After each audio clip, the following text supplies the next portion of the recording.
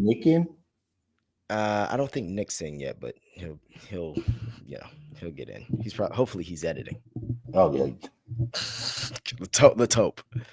What's Well, up? the We're live. fucker finally got his passport. Oh, speaking of that, we should share that with with the people. What this photo looks like. Hold on, I need to find that. So our editor and like family, but also producer, partner in Nick, crime. he recently got his passport photo because we've been telling him for a long time. It's like, dude, get a passport. What are you doing? You're bullshitting. We're traveling. We do shit. So it's like you need to be ready to go when we're ready to go. If somebody's like, hey, we're doing this, we're doing the what's it called? Carnival in Brazil, where you guys want to come and shoot, we gotta be ready to go. No, we can't because Nick ain't got a passport. Like that would be a crazy missed opportunity. So let me see if I can share this. So this is currently what Nick's let me see, allow. What do I want? I only want to share. How do I just share my homepage? Oh, there we go. I just want to share this window. Share that. That's what Nick looks like. Yo, I would stop this man at every, and now he joins. I would stop this man at every single checkpoint you possibly could stop him with. It puts the lotion on its skin unless it wants the hose again. Yo, time out. This looks like the guy who did the dirty work for Epstein. This is the guy who does the wet work for Jeff. Who does the wet work? I told him he's straight out of a Steven Seagal B movie. And okay, I also want to say Nick recently cut his facial hair off. So this isn't how he looks normally. So we're not he doesn't always look like that. He doesn't. Do you have anything you want to say? Certified pedophile.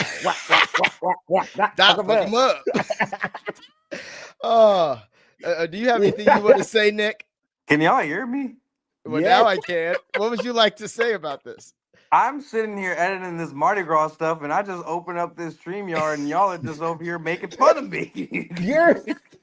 We opened it with Nick. Yeah, that's how you open it strong. You open strong.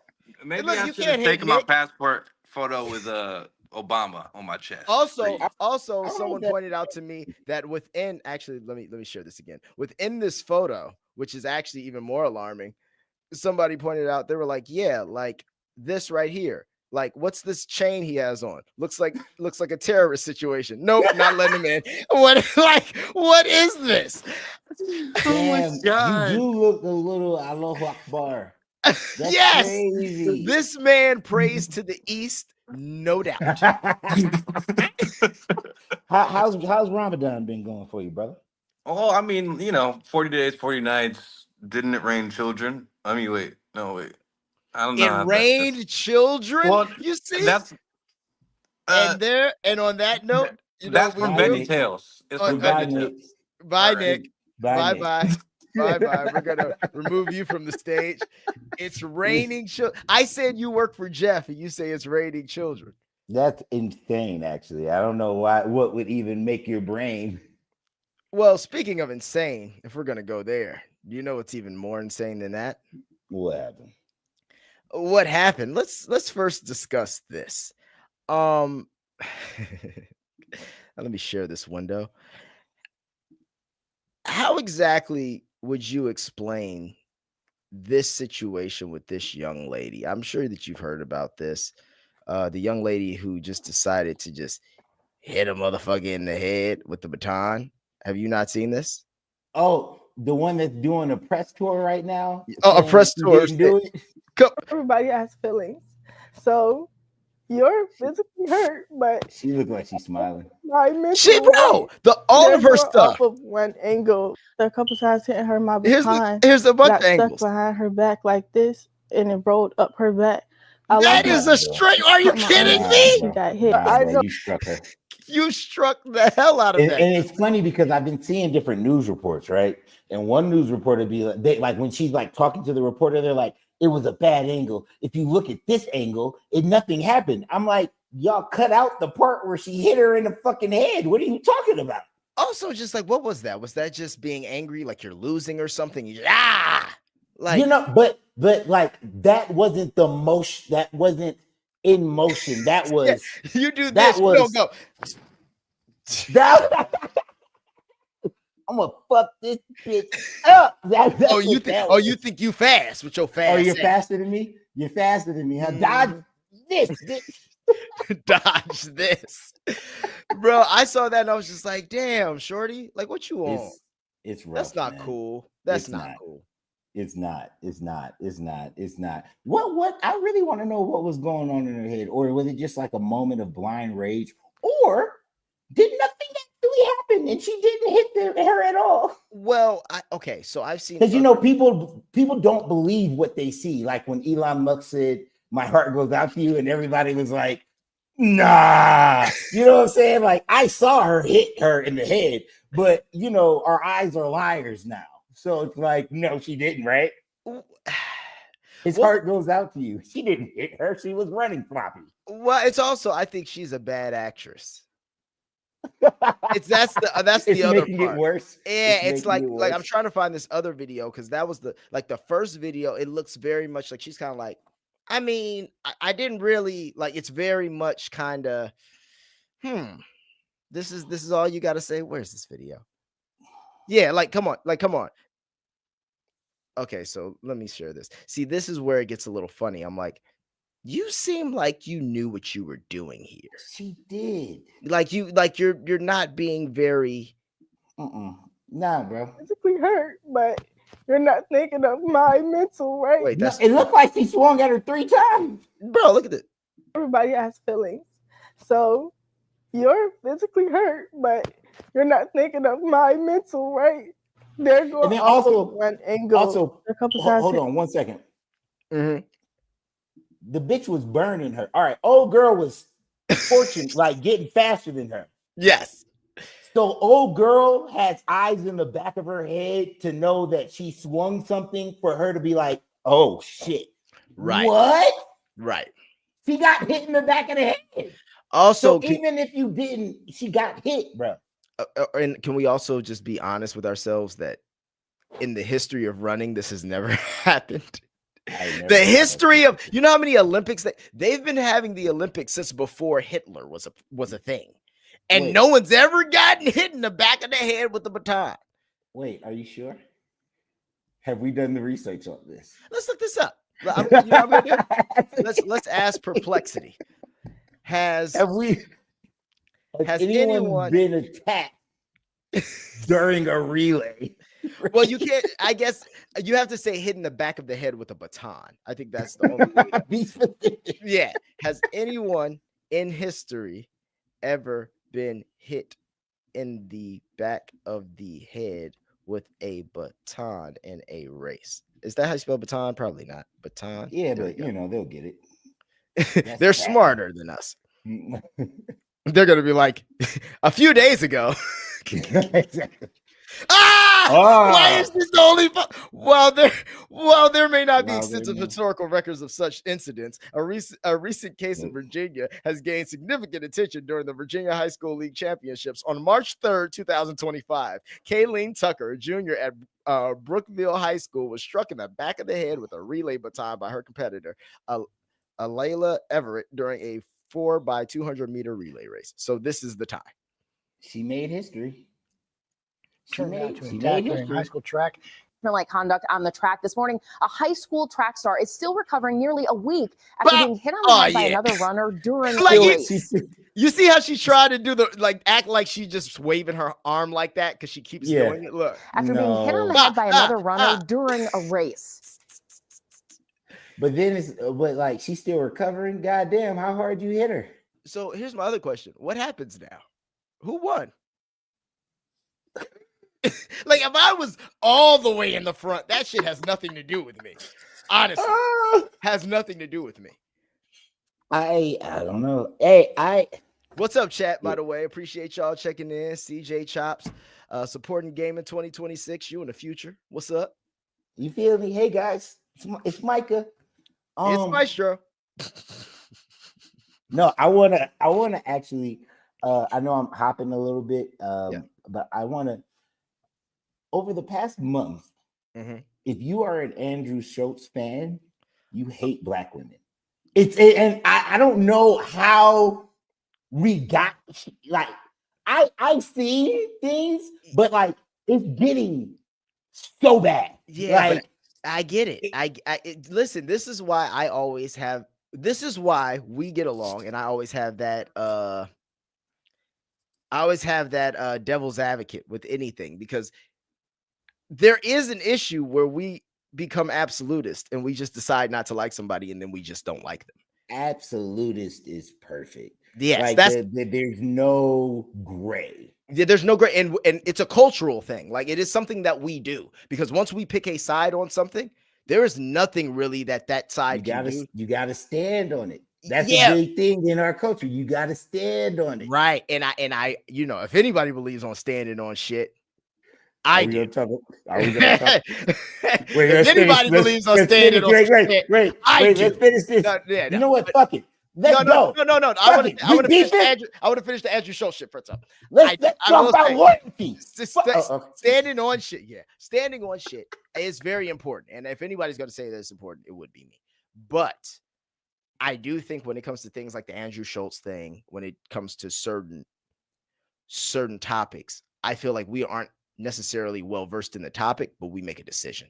And then we also, because of culturally, we're strong people. So we also like, nah, nigga, you don't go back on what you feel. But that's also not really sensible or logical once you have more information. You feel me? One of my, yes, for sure. One of my female lady black friends. Lady black woman. My lady black woman friend. Black woman. Beautiful black woman. Beautiful. Love the black woman. One of my strong black woman friends. We was in the car and she was like, "So what do you think about Andrew Schultz and what he said about black women?" I was like, I mean, everybody gets jokes, right? Like my initial, what I said there was like, everybody can get these jokes. Like that's what I love about comedians. Like, everyone can get these jokes. You know what I'm saying? I don't have to agree with what Louis C.K. says or does, but he's giving out them jokes. Everybody. Andrew Schultz is giving out jokes to he has made fun of everyone. Yep. 100%. Now, some of the jokes that he says are stereotypical. He leans into it. But that's also the point do of a show with Charlemagne the God. On my show, one of my best friends and editors and is a black guy. Like, I don't think he's malicious. I think he's just saying jokes. Like, I feel like comedians are supposed to be like, tell their truth. Bill Burr is hands down, like, I think he's my favorite guy right now. Like, I think he's the guy to me right now. And Bill Burr is going on he's on like a George Carlin tear. Like, he's on like a fuck the rich. They're trying to oppress us. You know what I'm saying? Like, that's like the wave that he's been going in. Mm-hmm.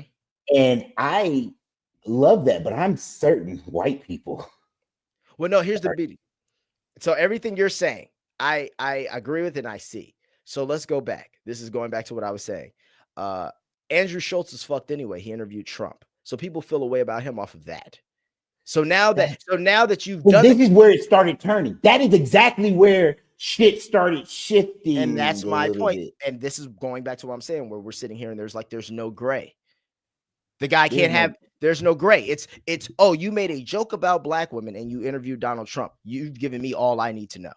And that's how that side's going to feel. But then inside of me, I start feeling some kind of way because I got two black sisters. You know what I'm saying? So then I start getting conflicted because my mentality is everyone should be able to make jokes about everyone, but also my mentality is I have to protect my sisters. I have to protect Black women. You know what I'm saying? As a Black man, I do feel the urge and the need and the want to stand in front of anything that's affecting them. You know what I'm saying? But here's the thing. What was the joke he made?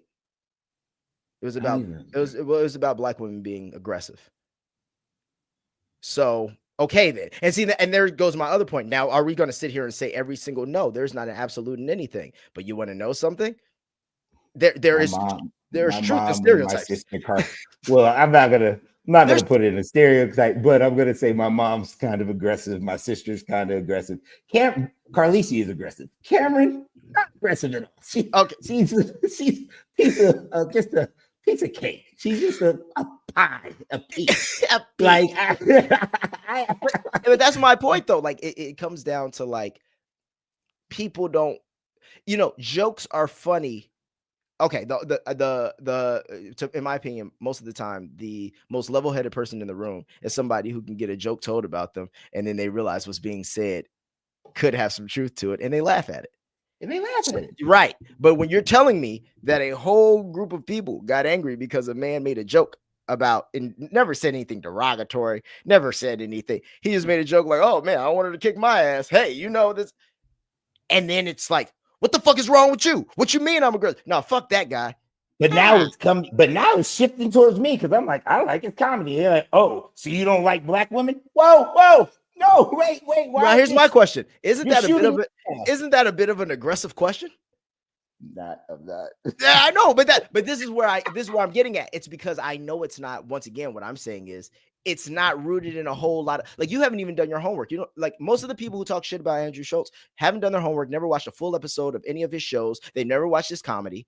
Like, they're just having an opinion because of a clip of something they saw. And then, you know what made that clip worse? The fact that those two dudes fucking went and apologized for it, which made no fucking sense. You know what? I really think we need one of my strong Black woman friends on here to counteract what we're saying and actually speak up on, like, one of my smart Black, like Arsenal. Here's my thing. They don't even no. They have to be familiar with Andrew Schultz comedy though, because if they're not familiar with the comedy, that's just adding to the problem. And that'd be my point. No, but also have to get a outside perspective. You have to get a perspective from the people that are hurt. You know what I'm saying? Like, to understand why they're hurt. I don't think you should exclude them, because now you can say, hey, you aren't familiar with all of his comedy, just this moment, and we can make that. And if they react a certain way, then you could be like, kind of proving the point, or you can be like, or like, I feel like all sides should be represented. I feel that. I just always think if you're gonna have an opinion on anything in the world, that would be like me saying, like, man, fuck that Chinese place you ate at the other day. That was crazy. But here, yeah, that shit was terrible. But here's my point though. I saw it on iChat. I saw it on FaceTime. Yeah, that's really bad. I saw it on FaceTime though, and I'm judging, and I have no context of what the building looks like. I have no context of where you got it from. I have no context of anything, how anything works in Colombia. I have no context. So I'm really just talking out of my ass about something I don't know. It's the same, in all honesty. This is where always when we get into, like, even with politics in a lot of facets, everybody has an opinion, but very few people actually know how most of it works. I know I don't know how. I would say I barely know how 8 to 10% of it works, right? Yeah. And I have some opinions, but then there's people who literally don't know how 1% of it works, but they have an opinion based on social, that fractal social feeling. And here's the other thing. And then people feel away, like, just like there's guys, just how you still keep your own opinions and you have your things, but there's guys just like you who go, oh, they don't like this. Well, now I'm just not going to like it because why? Because I don't want to be the opposing opinion. I don't want to start a conversation. I'm just like, well, this is the general consensus of where I am, so this is how I'm supposed to feel. See, I think my thing is I never have a problem being a contrarian at all. But I do move with empathy and sympathy. Yes, you do. Yes. So that's like my thing. I will talk to you on the contrary. I will be like, no, I don't rock with that. Right. But I will 100% empathize with you where you're at. And I think that is a huge thing, empathy. Speaking of that, did you see this motherfucker Elon Musk on fucking Joe Rogan saying the biggest problem in the West is empathy? This nigga. Wait, when did he say that? I saw the interview. Yeah, he said in the interview, he was like, the biggest problem in the West is empathy. You know, they you have to get rid of empathy. Like he said, it was a little bit more than that, and I don't want to misconstrue his words to like make him sound more evil than that actually sounded, but it sounded pretty fucking evil. And then I'm like, because I've seen interviews. Oh, the guy who owns Raw Paper, he was like the Ross. He was like, I met Elon Musk, and this was like 6 months ago. He was like, I met Elon Musk. And the one thing that scares me about Elon and why I don't like Elon is he lacks empathy. Like he does not understand empathy. And he was like, I don't like him. I've met him. I've been around. I don't like him because he lacks empathy. And then in this Joe Rogan interview, he basically doubled down on it. It was like, fuck empathy. So I'm trying to find the thing. If the man that is in control of America kind of right now. I mean, it's Donald Trump. Nobody like Donald Trump's going to be Donald Trump.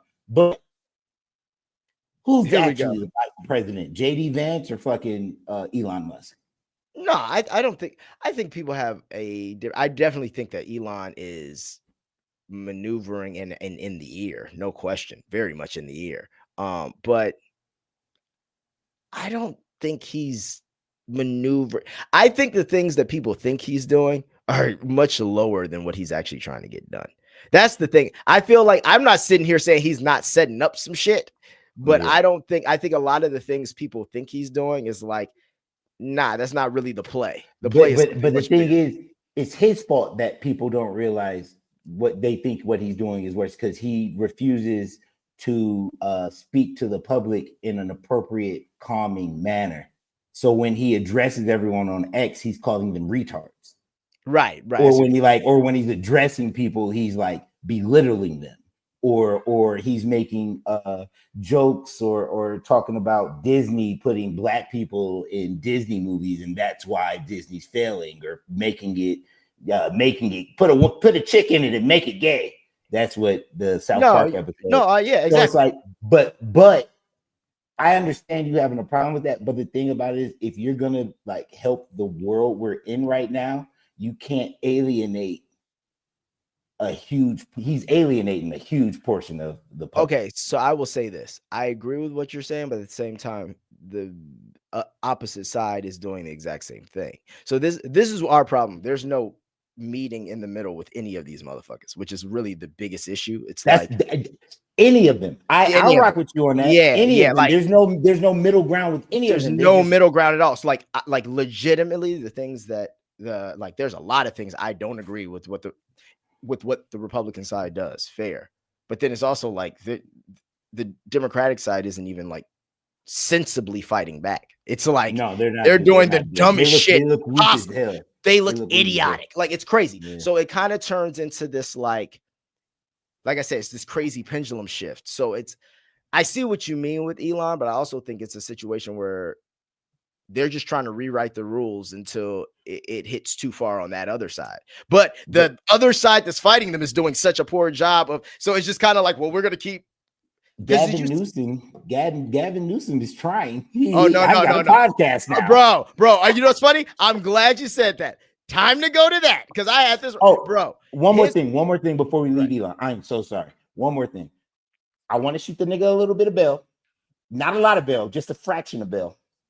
They got the space guys. Space guys back. I know. They got the space guys back from SpaceX, and although that they've been coming on the news and being like, this is our job. We signed up for this. We're fine. I'm absolutely certain they're like, oh, thank God. No, 100%. I miss my fucking family. Like, the way that one side was trying to make it seem, they're like, oh, they're fine up there. We prepared for this. They're fine. If we're talking about that Joe Rogan interview, that was another thing that he made very clear. They kept them up there for politicized reasons. He said he could have gotten them back. And they said no because they and then they now didn't he want his has the help. power to, and they got him back. And they got him back because they asked what Joe asked him. He was like, "Why couldn't NASA go get him?" He said, "I have the only rocket that can actually go get him." And they said no because they were like, at the end of the day, if they would have won the election, now you're doing it for the Biden or the Harris administration.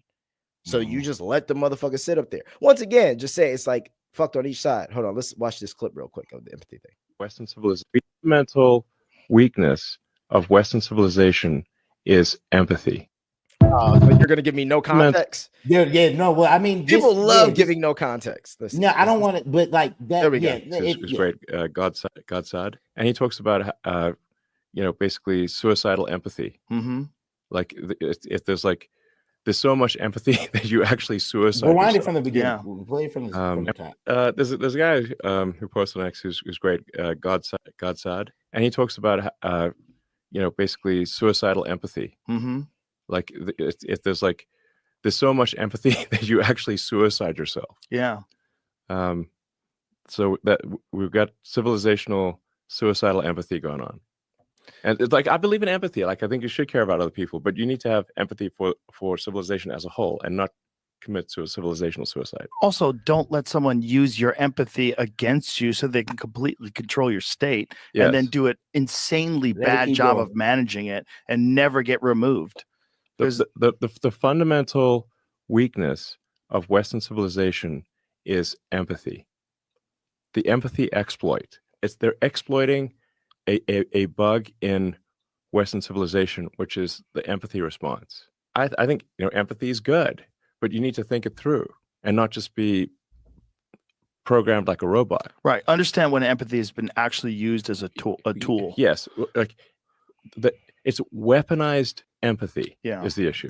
And see, I completely agree with that. And that's why I love this show. Yeah. But check this out.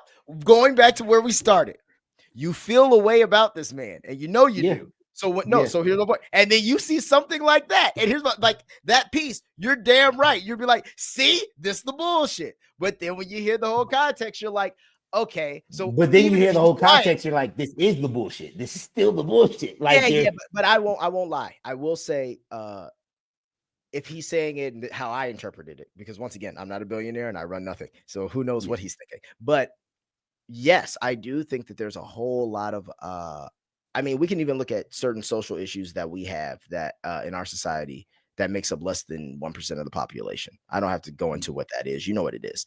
That empathy has been weaponized. We have now gone and we've changed rules in organizations that were supposed to uphold, whether it was, young women who were trying to reach a dream or X, Y, and Z, because the empathy for one group that is smaller than the population of actual women across the world has been weaponized. That's a thought. Like, you see what I'm saying? It's like, and then here's the other thing. I'm not even going to say that all of these things come solely from America, these ideas, because one thing about it is, there was a great quote where somebody was like, I heard it on, what was it? But it was basically saying that an idea is the most dangerous weapon of all in theory, because if you can get an idea to latch on, or ideology, I mean, that's how you got Nazis, right? That's how you got, that's how you got racism to an extent. You know what I mean? That's how you got a lot of these things, because it's a ideology that is then. So all I'm getting at is when it comes to empathy, think about how many times you've been empathetic to a motherfucker who is trying to play you or trying to get over on you. That is weaponized empathy. Think of it this way. The number one weaponized empathy, and you'll know this better than anybody. Number one weaponized empathy. You know what that is? What? When they get you in the fucking right after somebody passes, and they get you right into the, we got to get you into where the caskets and the blah blah blah. Oh, what kind of package do you want to send them off with? Well, you always want to make sure you got, nigga, that is weaponized empathy to a T, because it turns into, you're sad, I'm preying on you, and I know that I can make you make certain decisions based on your emotions right now. No, listen. First thing I wanted to say was, when I said this is that bullshit, I'm referring to how they were how they chopped it up to make it seem like, I was like, this that bullshit. That's manipulation. Like, that's like they chopped it up to make it seem like he was only talking about that one aspect. So that's why I was like, this that bullshit. Like, so like I'm like, that's intense. Now, have you I do still fear a man that's a billionaire. 100%. Logically. In any way talking about empathy being a problem. Now, what he just said, I do understand what I get what he was saying, and I don't think he was like, it's not as evil as it came off to me originally. But I still fear a billionaire that is trying to get rid of any type of empathy. Well, I will say this, even think about this though. You fear that because also you've never heard a billionaire even bring up the word empathy because they're too smart to do it. And they feel like they have too much to lose. So this is one thing I give Elon. There's certain things he'll even bring up or talk about that you're never going to hear another billionaire talk about because it's like, why would I fuck up my bag? Like, you feel me? Like I could be the most cold, heartless motherfucker in the world. I'm not about to come up here and talk about it. Like, well, he totally fucked up his bag. Yeah, like, but that goes back to what I'm saying. It's like it's a mixture of alarming and refreshing. The alarming part is, damn, if you don't give a fuck about losing money to make a point, what are you willing to do? Exactly. But at the same time, it's refreshing, almost like a Trump. That's why I get it. It's like almost like a Trump. It's like, well, right. It's refreshing that everybody's mad at the things you said, but the things you said, no one like you has ever said. But I know they've thought it. They 100% have thought it. But they've stayed quiet. But for some reason, we'll respect a quiet motherfucker who just don't show his hand more so than we will somebody who shows their hand. Whereas to me, if you show your hand in any situation, remember Napoleon and we were all talking about this. If you show your hand, if I walk into the place and you go, niggas don't eat here. All right, cool. We go to another spot. Thank you. I don't have to get my food spit in. I don't have to get, you know what I mean? I don't have to have the waitresses treat me like shit. I know where I stand with y'all. Peace. It's worse when you walk into a place and they, hey, how y'all doing? We'll sit you right here. Now you want to sit me next to the bathroom. Now you don't want to have nobody come wait on me. Now the food come and it ain't even hot. Now you're telling me to quiet down my table, but there's people loud over there. Yeah, see, that's the bullshit. And that's how I feel like most billionaires and most people do this. Okay, so just to go to the next thing very quickly. I'm so happy you brought up a good old Gav. Because are we going into Gav? This guy, first off, nigga, could you finish your president? Can you get the Palisades back first? New podcast. And we need I'm launching a new podcast. And this is going to be anything but the ordinary politician podcast. I'm going to be talking to people directly that I disagree with, as well as people I look up to. But more important than anything else, I'll be talking directly with you, the listener. Real conversations. What's going on with the cost of eggs? What are the impacts, real impacts to you? Nigga, you are governor. What power does an your executive job. order really have? And what's really going on inside of Doge? Look, there's an onslaught of information that we take in. So let's take it to the sources without the typical political mumbo jumbo. In the first few weeks. What about him isn't the political mumbo jumbo? What about him isn't that? Fuck the state of California. Oh, yeah. Would you like to share that? No. He said, them niggas not going. That's all I got to say about that one.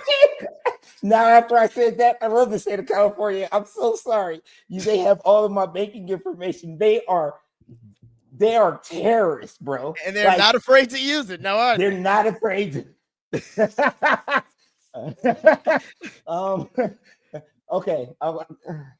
So I'm going to work around it. I'm not going to say it exactly, but I'm going to work around it. So this nigga Gavin Newsom was doing an interview, and somebody was an old guy, billionaire or something. He was like, yeah, I got to get out of California. He said, the taxes, man, I can't stay here. And Gavin was like, well, actually, our taxes, we only tax 13%. And if you notice, we are the lowest.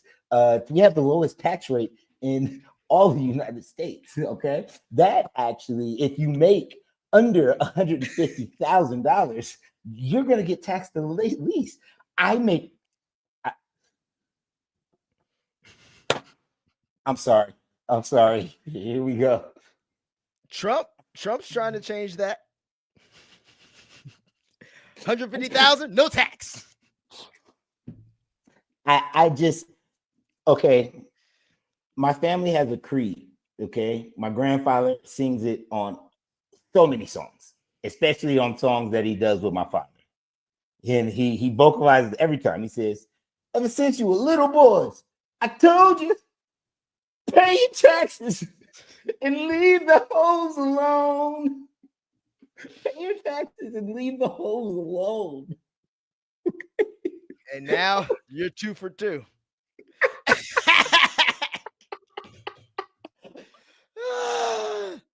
I'm doing the right thing.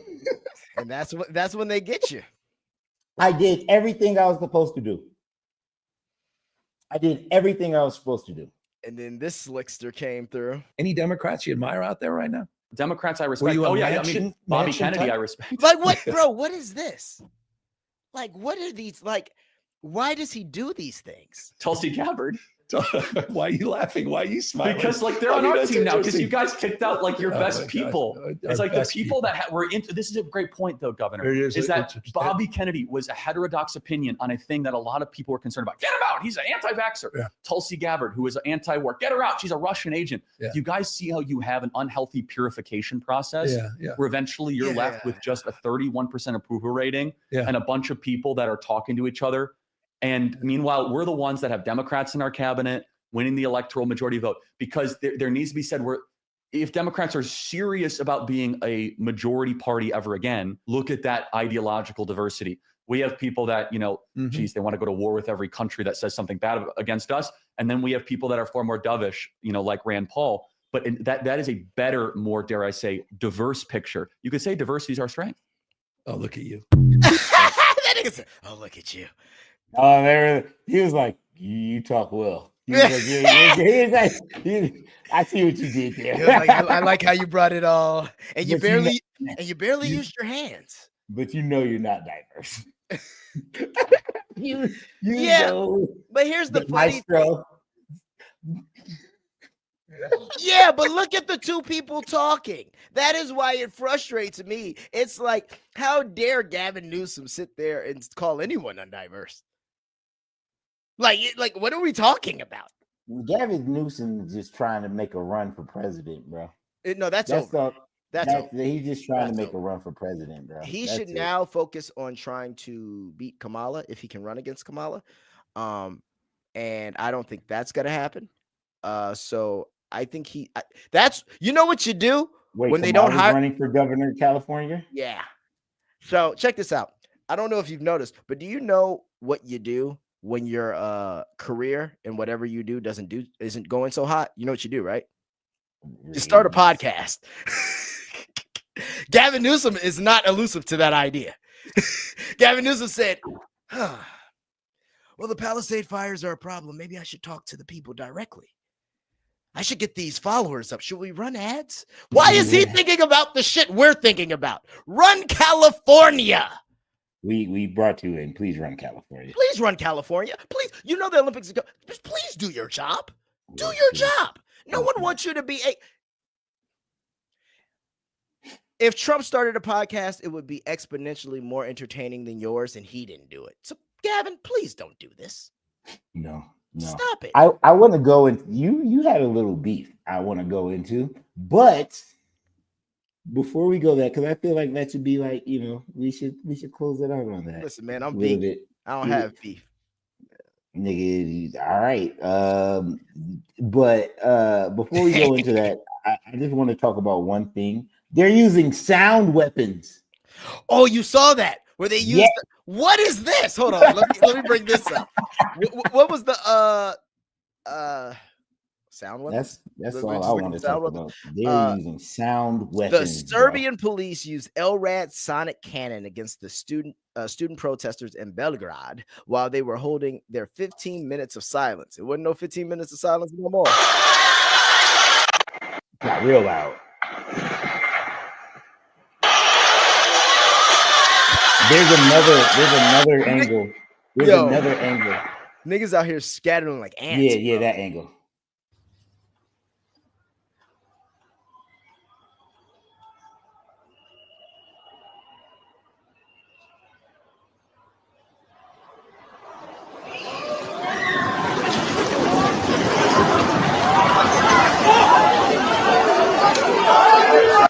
You know what's fucked up about this?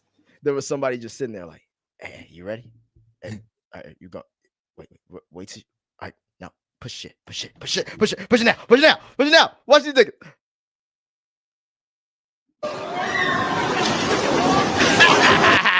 How long have they been actually like holding this? Because this is a ridiculous thing to have. Like that means that y'all have had this and been like, let's test it out today. Just wait. Now they're like, this is the moment. This is the time. And I'm like, it really wasn't. But also, that's not horrifying. So LRAD is an acoustic weapon that fires a targeted beam of sound. Yeah, that's crazy. You clearing niggas out with sound and sound only? I read somewhere that it can raise your body temperature to like 150 degrees in seconds. So Jesus. The sound waves heat you up. Because you saw it happen in real time. Like people started like slowly and started getting through the crowd, and those two girls started looking back, and then they all started like that. 160 decibels, bro. They experience sharp ear pain, disorientation, and panic. Prolonged exposure can cause eardrum ruptures and irreversible hearing damage. So you can't even go to the doctor after this. Like, nigga, it just is what it is. It's crazy, too. They say Serbian illegally used military grade. Damn, so that could you imagine being at war and nigga just play some sounds at you? And that just shit just the thing about it is they didn't make that for war. They made that for us.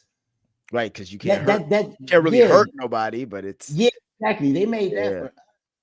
So it's like that's for crowd control. That's for citizen control. That's not for that's for a Travis Scott concert. That's for a Travis Scott concert, bro. Yes. That is, but the thing about it is that's probably the weakest shit they have. Oh, that's probably like the most humane, not humane option, but like that's the most evil option. But whoever is in charge is like it's the most humane. You said it right. It's the most humane option we have. So it's like that. That's how they're gonna look at it. Like no.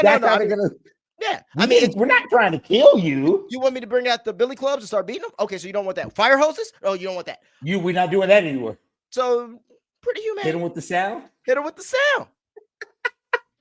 Bro, this is not good because no, it's not. They have so many other weapons that. Not only that, you know what's not good about this? That's Belgrade or whatever the fuck. That's over there. They don't do shit. They don't do shit like that.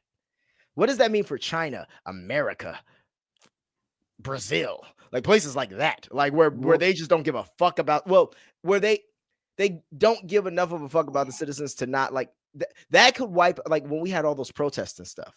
America will 100% use that shit. Oh, in a heartbeat. In a heartbeat. That's what I'm saying. But instead, they've been giving the police officers tanks. They're like, America's like, nah, kill them niggas.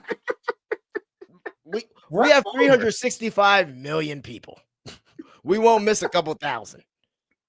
Speaking of missing a couple thousand, have you seen that a lot have headed back to Venezuela and there's a judge or El Salvador, and there's a judge trying to stop it? Wait, what happened in El Salvador? So remember how they were getting the Venezuelans and all that stuff? They were trying to get them out of here. So like the first round, I guess, have actually gotten on the flights and headed to El Salvador. El Salvador. Hold on, they made a whole video. Let me show you. But El Salvador isn't even by Venezuela. Check this out.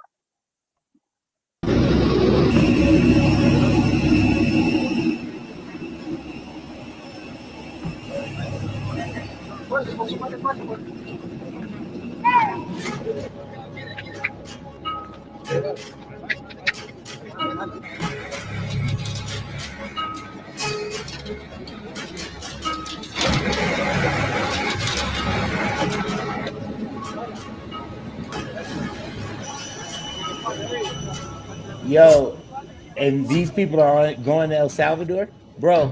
I want to tell you that, like, I want to have a quick conversation. Pause that for 1 second. Okay, so the president of El Salvador, I like him because he's a Bitcoiner. Like he's been putting Bitcoin on their balance sheet. And then the IMF came in and was like, you can't buy Bitcoin anymore, and we'll give you $1.8 billion, whatever. And he took the $1.8 billion and he kept buying Bitcoin. And I'm like, I fuck with that. I fuck with him. He also cleaned up the country of El Salvador and made it extremely like it's like the safest country in the West. Yeah, he arrested everyone. If you're breathing and you ever knew somebody who did anything wrong, you were arrested. That's where I'm getting at. Like I liked him for like buying Bitcoin. I'm like, yeah.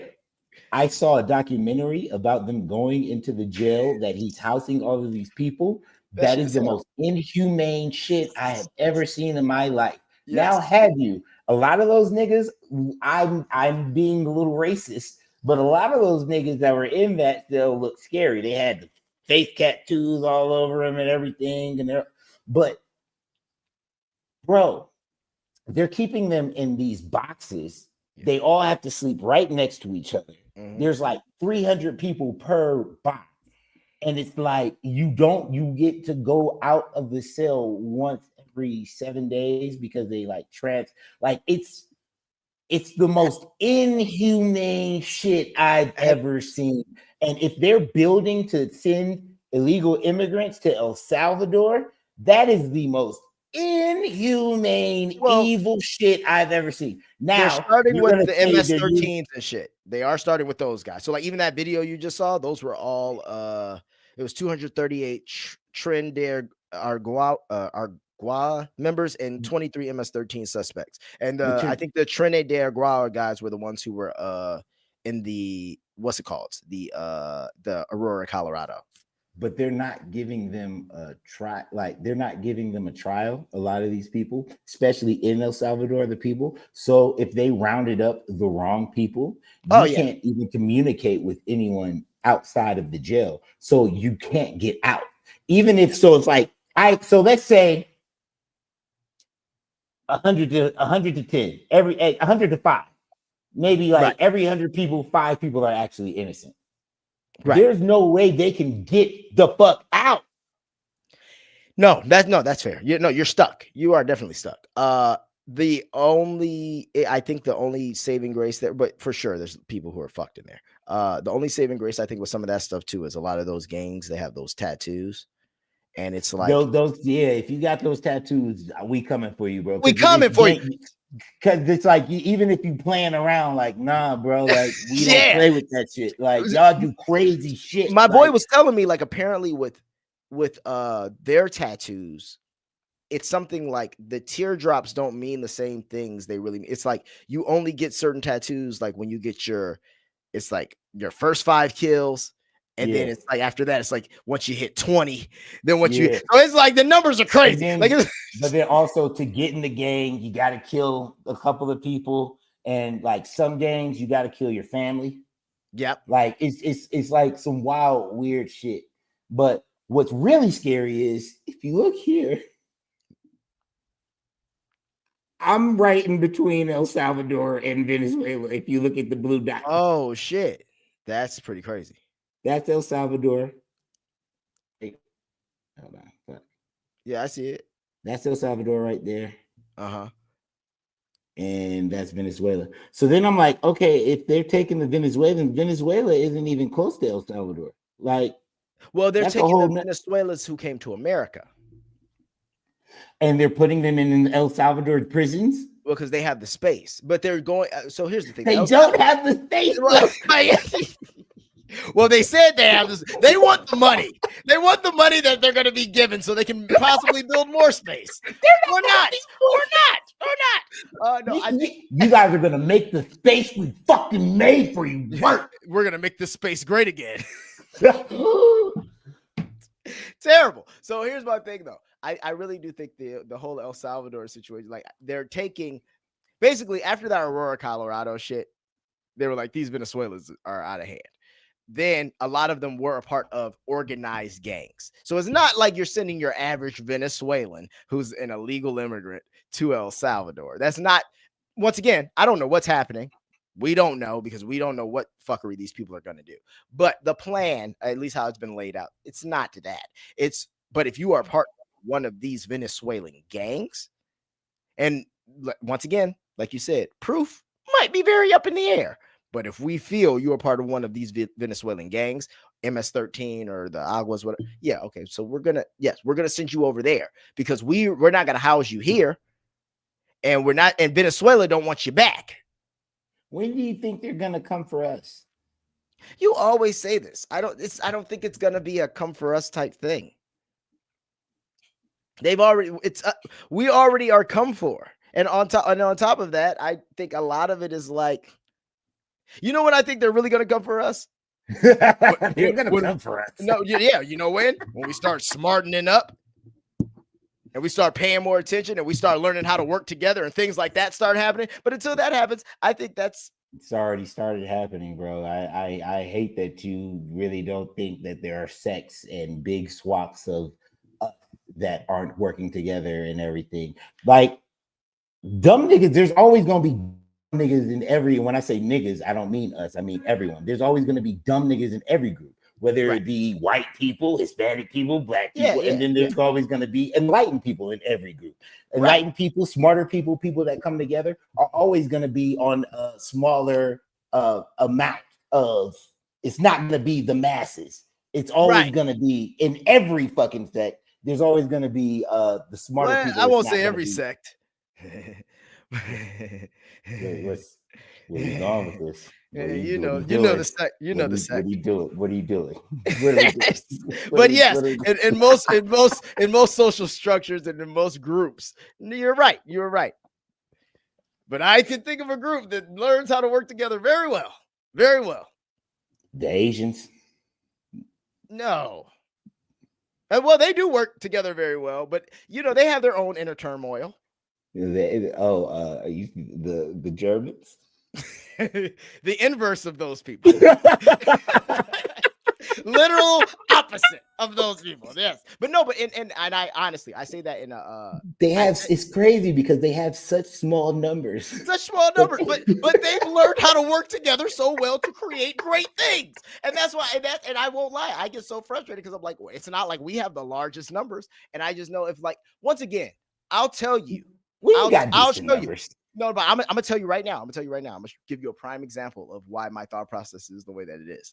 So I'm not gonna sit here and act like we didn't have a time where Black people weren't coming together and figuring shit out. You know what that's called? The 60s all the way to like the maybe late 70s. And you know what? Listen to our music. What's going on? Listen to people all over the world. Join hands. This is Black people singing this shit to other Black people. All our music was about uplifting one another. I'm just being real though.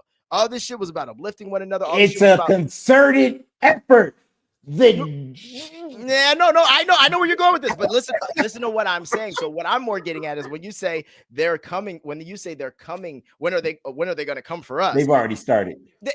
You know what it is with us? It's so easy to mentally manipulate us. So therefore, we don't have to come for you the same way. Give context to that. Like, you know what I'm saying? Like saying it's so easy to manipulate us because we've been being manipulated. Yes, because we've been by them for hundreds of years in them trying to make it. And I'm only talking about Black Americans. Yes. You know what I'm saying? They've been, but quickly though, we have been for so long. But because we were their problem. But once again, somehow through all that shit, niggas in the 50s, 60s, and all the way to almost the end of the 70s found a way to be like, wait a minute. Getting it together. They started getting it together. Bro.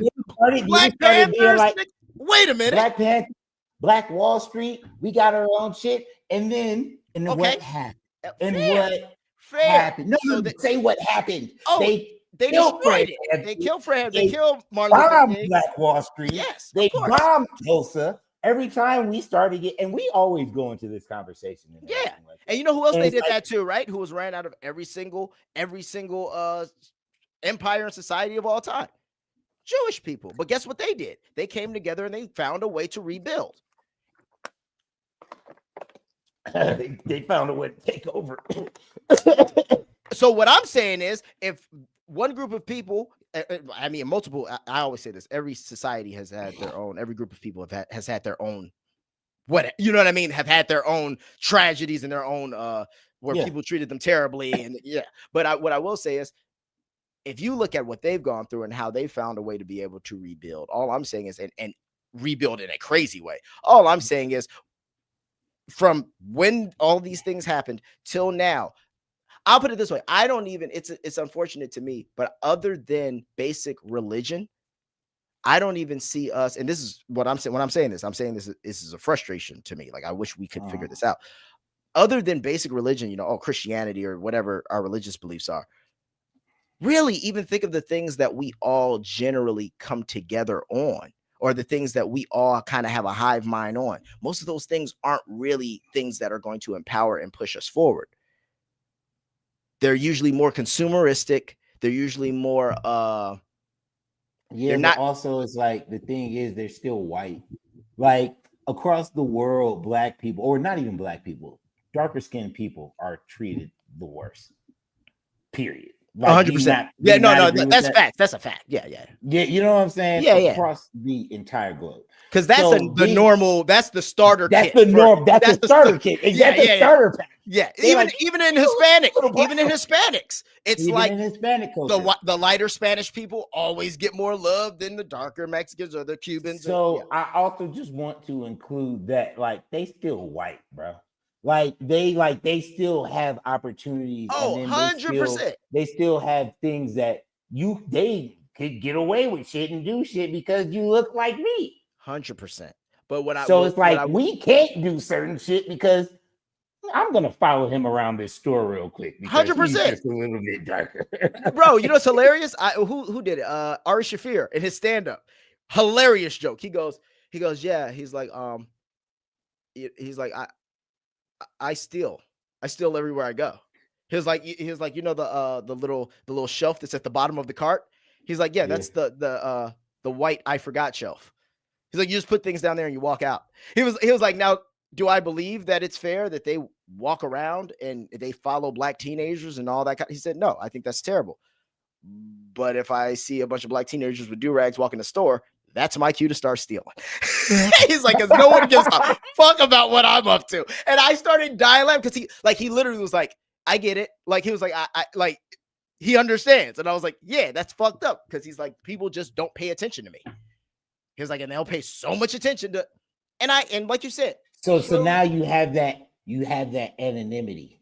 You know what I'm saying? You have that 100%. You have that anonymity to regroup.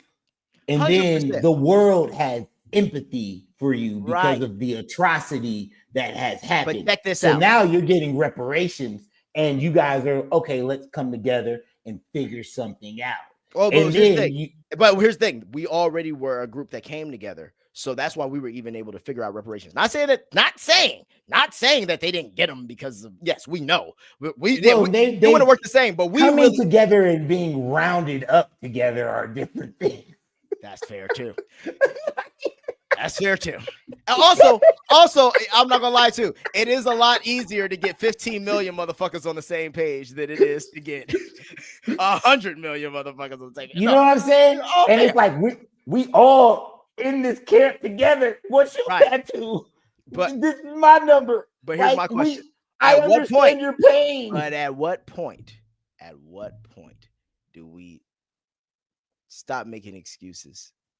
See, we just did this whole thing. No, but my point though is, it's like they had to go through a Holocaust. Oh, I'm not even comparing us to them now. I'm just comparing more in a sense of like, when you say that, it's like, and I get everything you're saying, but it's like back to like, all right, so you know how the world works. Nobody got empathy for none of the shit you saying. So what you gonna do about it? And that be my end all be all being like, I want to see us.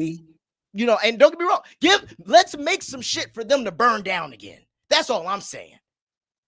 Why we give up, or why we get so sidetracked that we did. And don't get me wrong, I'm not saying that there's not incredible people in our race who aren't doing things, but it is very individualistic because a lot of our people don't work together, which can lead us to the next conversation. But my point is, a lot of things are very individualistic, and because they're very individualistic, like even in a sense of, I do think in the 60s, you had more niggas who would have been like, honestly, bro, I get that I can get money off of singing this song, but I ain't about to do that because that's not right for the people. Like, you actually had niggas who would say this. Now it's all about, hey, doesn't matter how you're showcasing your people, get your money. Get your money. Hey, get your money. But none of us are actually getting our money. We're getting money in checks from the establishment, which is handing us down money for a lot of the lesser than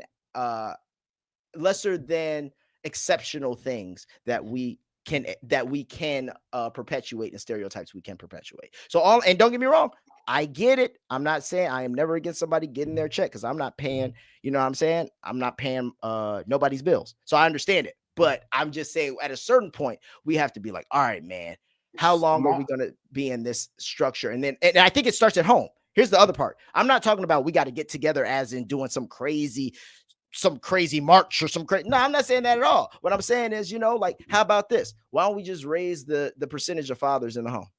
Let's start there. Let's just start there. See, that's another thing I hate, because the fathers, every black man I know love his baby and be with his baby and tries to be with his baby. This might relate in a way. I don't know if I can make these connections, but I want to romantic.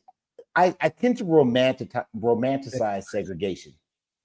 We talked about this. I seem to romanticize segregation because I often feel that we were on a path to our own shit and doing our own shit. We would have had to. Because we had to. And that is my point. And that's what the Jewish had to. And there you go. So I'm like, okay, I fear romanticizing segregation because of what they put us through in those situations. Yes. And now during integration, it seems that we're safer. You know what I'm saying? But there are certain things that are destroying our community, such as why everybody want to handle going to court, like having a baby.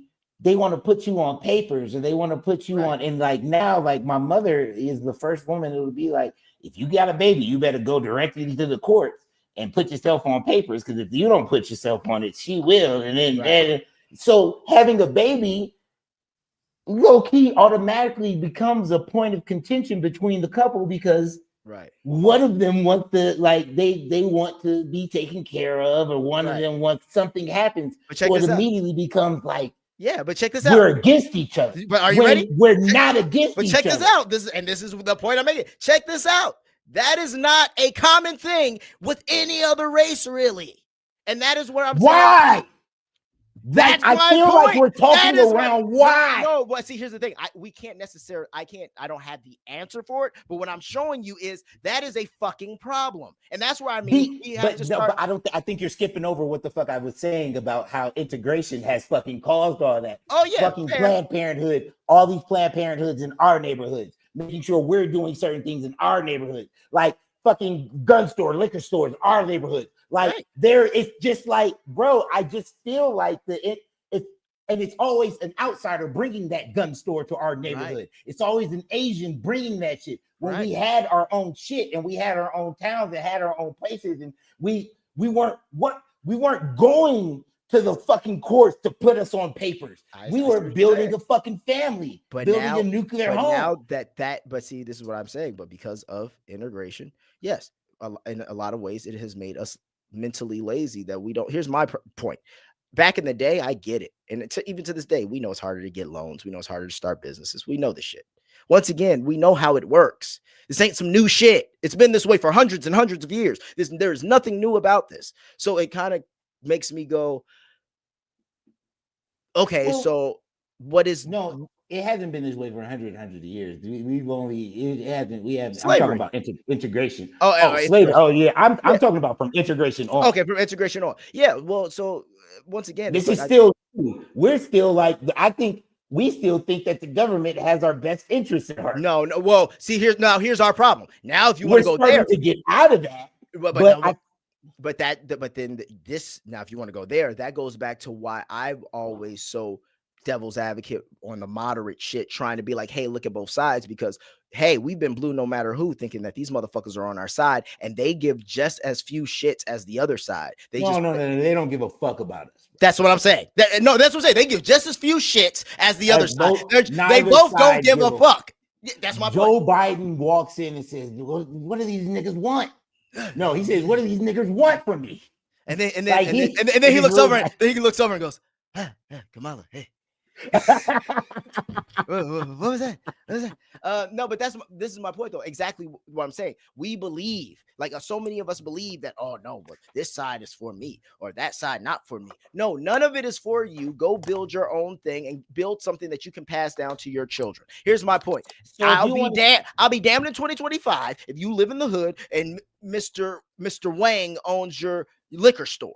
That's a problem. We don't own that neighborhood though. We don't have the ability to get Mr. Wang out because of integration. But here's my point.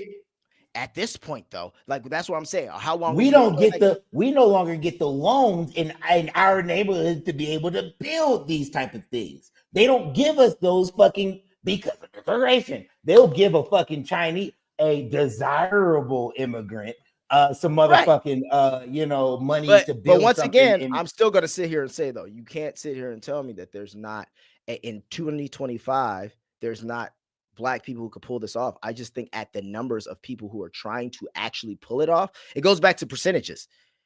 Not enough of us are trying. You're fucking right.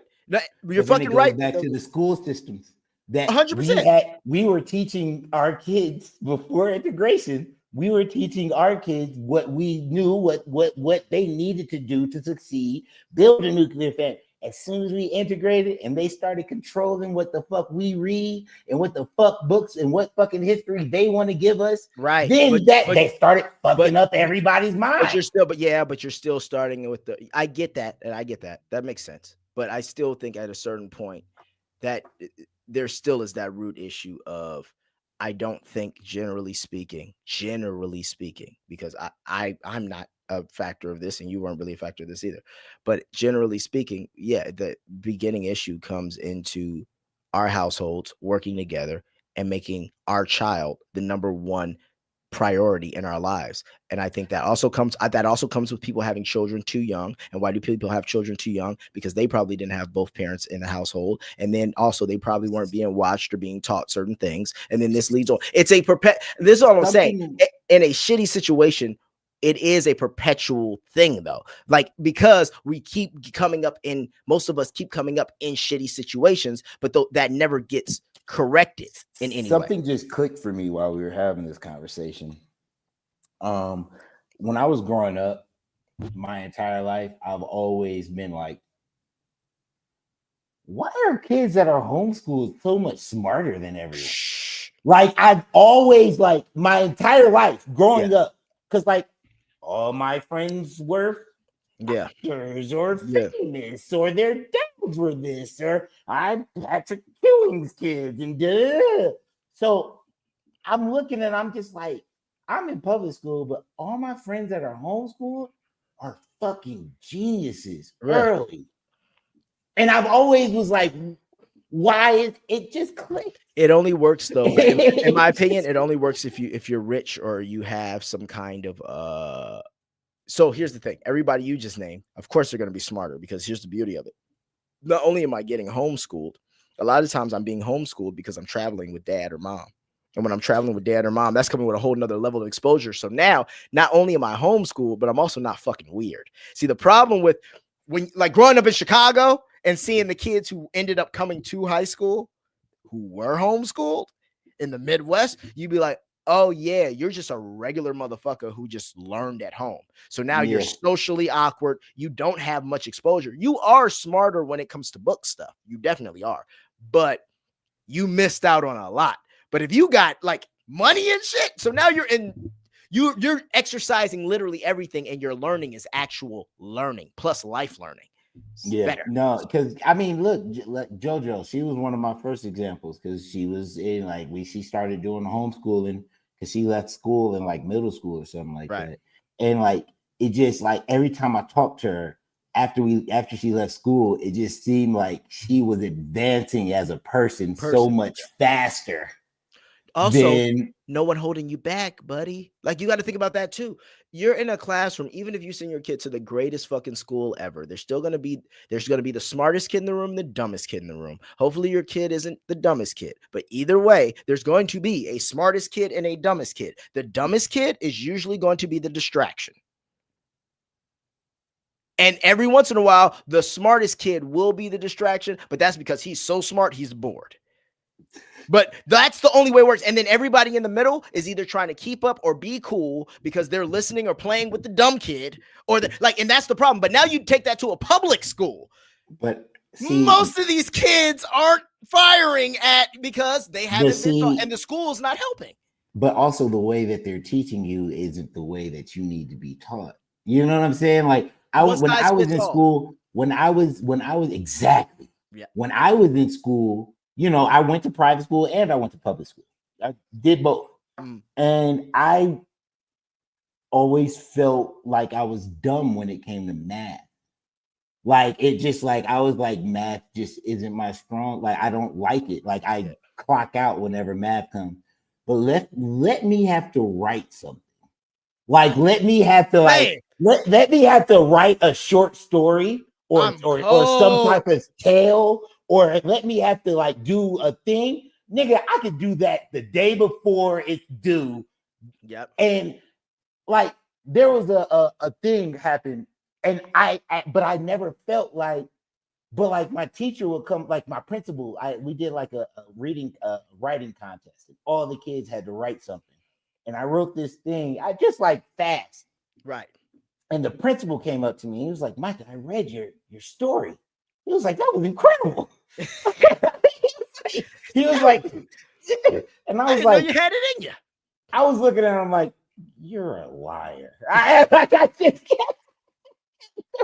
That's hilarious. It's like, because I always felt like, you know, I wasn't, but like now, even today, like I know, like I can write some shit quick. Right. Sounds great.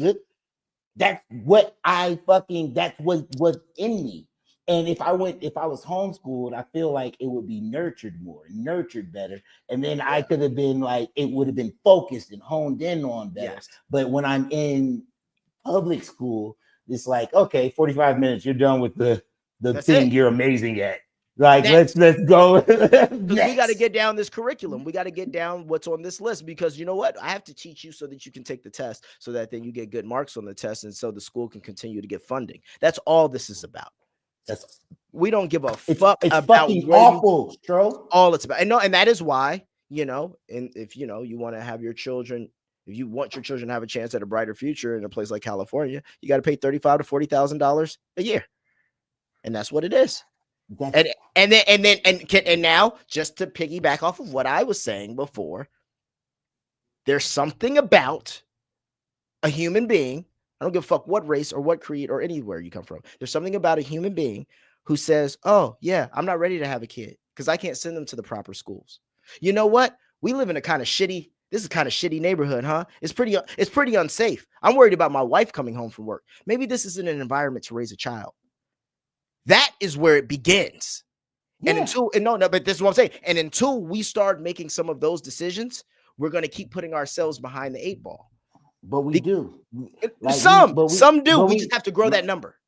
Yeah, okay, say that. I'm fine. I'm fine with that, because there's nothing wrong with always growing the numbers. I just don't like when it seems like it's like there aren't a hefty amount of people that are like. Check it out. Not enough. Look at our numbers. Look at how we're doing in the society. Fine. It's not enough. I need more. We need to pump those numbers. It's not enough. It's not enough. I can't. I can't argue that. I can't argue. That's all we need to pump up those numbers. We got to pump up those numbers. I just won't allow anyone to say that there aren't. Oh, listen, check it out. My parents. I surround myself with only people who are like 35 when they had me, because I know that they knew probably in their 20s and whatever that they weren't ready. You feel me? Like it's certain things like I was finished. Sorry. No.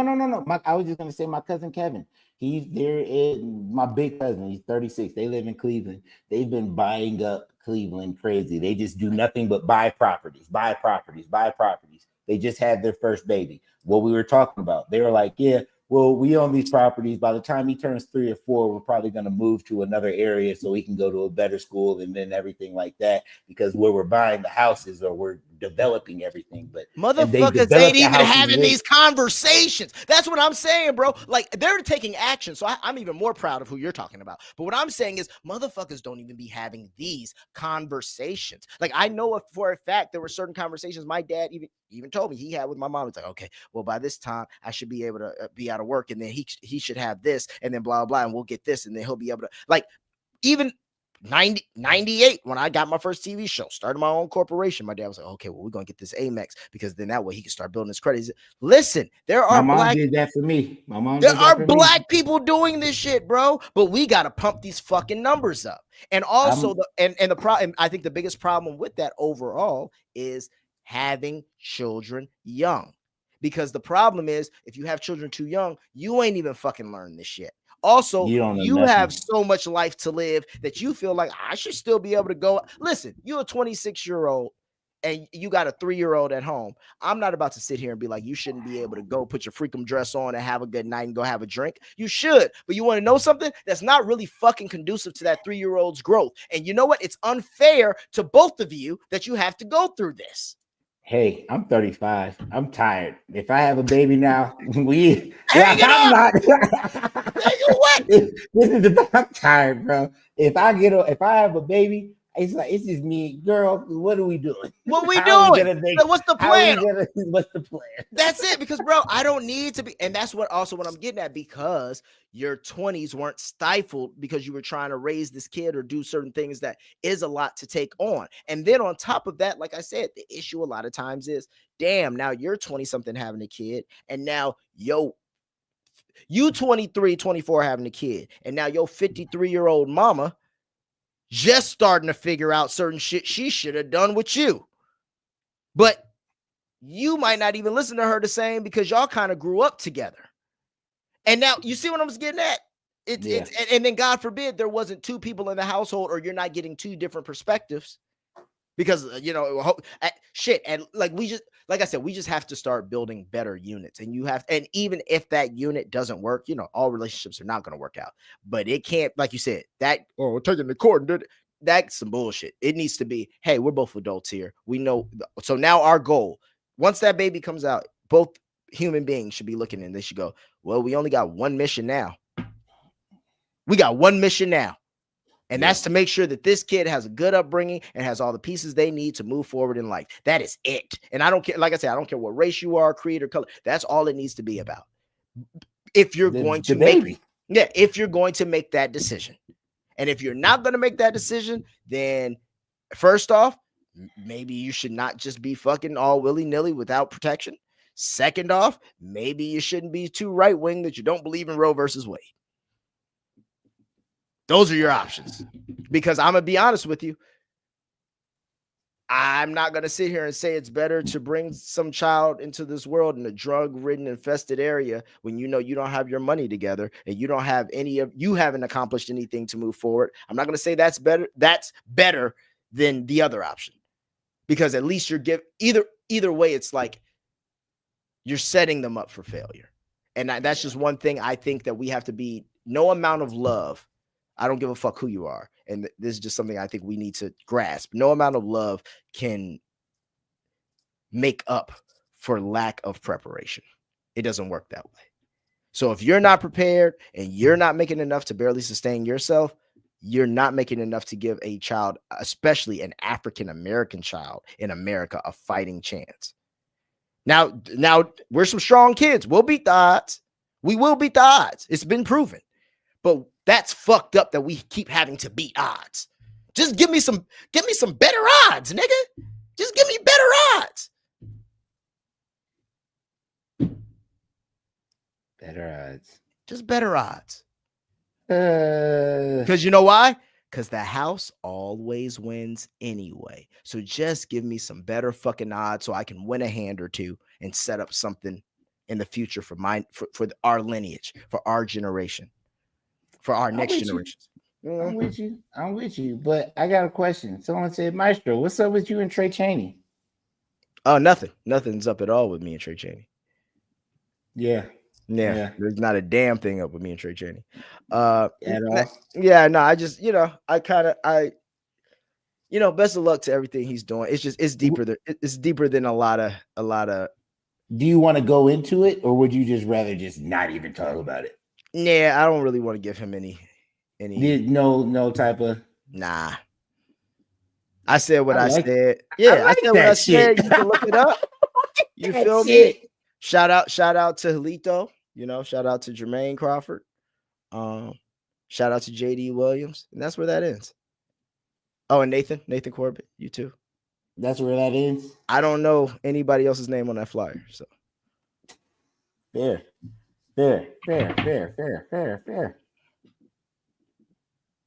We gonna leave it at that because I'll buck up on niggas. I don't like you can be cool, but it's like crash out. It's one of those situations. It goes back to what we're talking. If we're really being honest, it goes back to what we were talking about before. It's just the fact of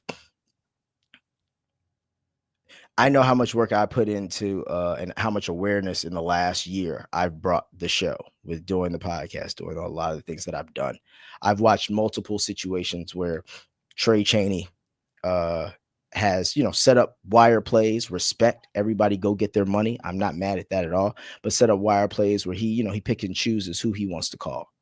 That man has never called my phone for anything ever, not a once. Don't expect him to. But then when you do certain things and then you start to see certain people kind of want to run off of your momentum and start trying to, I'm gonna do this. I'm gonna name my shit the same thing that he named his episode that's doing 200K so I can eat off the YouTube search SEO result. Like, come on, man. I got a podcast. I know how this shit work. I know how changing your playlist names can get you in the algorithm so they see your shit on the like, come on, bro. Like, I know how this shit work. I'm a student of the game, right? You and me have sat there and done shit like this. You know what I mean? I've literally set up when Huli was talking about wanting to do a convention. Me and my boy Gio, we've made a deck to try to send out and get some, hey, maybe we can start running the wire reunion conventions. You know what I mean? Nez Declassified did it, right? Shout out to Daniel Curtis Lee. Them niggas figured what once again, very quickly, back to my comparison of us and the other another group of people in this world, same idea. Well, I got 3, they had 3. They 3 knew how to work together and create something that allowed them to travel the world and get some money. And you want to know something? Funny? Ain't that funny? Ain't that fucking funny? And that was my frustration, even because that's the perfect example. Perfect. Like, I don't mean to elaborate on this or anything, but it's like I really do want to say you guys, like especially you, Julito and Jermaine, you guys could really come together just like Nez Declassified did and do. I've said this. You said this. You guys could come together and do a thing. We're reviewing The Wire. Have people come in and out every episode and everything. But as long as you have you 3, you guys will fucking. It works. It'll work because we saw it happen with Daniel. We saw it happen with Nez Declassified. That's what I'm saying. All of them came back together, and then it just now Daniel can do his own thing. Daniel can go off and he did another thing with another one of his shows. Start producing podcasts and all kinds of shit. Producing podcasts. Okay, we're gonna do this. We can go here. We can do this. We got conventions we gotta go to, bro. I don't understand why. I don't understand how hard it is for a nigga, for 2 niggas. And I'm not. Listen, Julito always been cool. I've never had an issue with the nigga. Yeah. Jermaine, nice guy. I don't even know. I think I met him. Okay, but y'all 2, the way me and you call each other, hey, let's shoot real quick. All right, tomorrow noon, or actually this is going on. Let's get on today. Right. What's the problem with working? I don't know. And that's always been my thing. And I've always felt like, like realistically, come on, man. All I expect niggas to do is show up. I'm gonna figure out the stream. I'm gonna have you fill out the stream. Are you kidding, nigga? I already had downloaded all the seasons of The Wire so I could have the episodes ready on. Come on, bro. Like, I've done the shit. I know what you did the work. I had a plan. Show up. I just need you to show up and give me an hour of your time, and that's all I needed. I was like, even I would love to do it in person, but I was even like, we could do this shit virtual. But now because of this shit, Jermaine don't even want to talk about nothing Wire related. Obviously, Julito's not fucking with me. Sorry about that. That wasn't my intention. But like, I get, and I understandably he feels some kind of way. So it's kind of it's fine, but they wasn't fucking with you before when you was trying to get shit done. Were they? Like, is that really fucking with you? I know. I'll say like, I'll say this. What do you mean you don't want to talk about? Everybody has their own, and like I said, I give the respect because everybody. I don't know what nobody's going through in life. I don't know what their day-to-day situation is or where the headspace is or whatever. And everybody just doesn't have the same kind of like, man, I'm just my big thing is my biggest issue, and a lot of times why I get into it with people is because I'm very, as you know, big picture. So it's like, yeah, I'll figure out the details later, but I do know I'm like, hey, we got something. We got something that could work. I'm watching other people do it with shows that are in a completely different space. And I'm talking to them. They're actually giving me tips and telling me what to do. The successful ones. I'm talking to them. I'm dealing with them. I'm learning. Right. And then for me to see that, and then, and then for us to even be sitting together watching like, oh, look at this downtown locker room shoot this nigga's doing with Slim Charles and Weebay and Mac Wilds, and damn, none of us got a call. Damn. You even on the East Coast and you ain't get a call. Damn, that's fucked up. You know what I mean? Like, okay, that's crazy. And then for me to kind of see the same thing, I was kind of like, well, what was this? Wait, I thought we kind of agreed we was going to talk together and figure out any wire shit we did, we was going to do together. Like and mind you, it's more of a, once again, I'm not saying nobody should not go get their money. I'm never going to stop somebody's check, but it's just kind of like, we've seen it happen to us individually. So it's kind of like, literally, you're like so it's kind of like, damn, bro, like, yeah, like I went a little far as far as maybe with Hooli, but as far as everyone else, it's just kind of like, I see what you're doing, I see how you're moving it, and on top of that, you don't have enough respect for me, the person who's putting out the most output, to even send an invite. So fuck everything else. You don't even want me to get no content out of this. That's how selfish you are.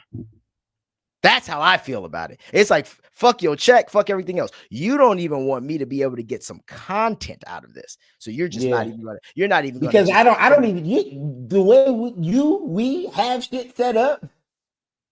Come on, bro. Fuck their check. I don't need your check. But you see, we're doing things over here. We can fucking make it work. Why wouldn't, what under this situation, even the point, like I said, even the point for me to do an episode like that, and then for him to do that downtown locker room shoot and then be like, oh yeah, off the strength of this, I'm gonna start a podcast about The Wire. And it's like, okay, so like it's been very clear that I've been doing this. Like I've been doing this, like, you know what I mean? And it's like already building something. And then on top of that, here's my point. If you was gonna start your own shit, all good. But still, there's no reaching out. There's no anything. So at a certain point, yeah, you got to call somebody on that. Like, and that's just how I felt. It's just kind of like, oh, I see what you're doing. That shit's not cool.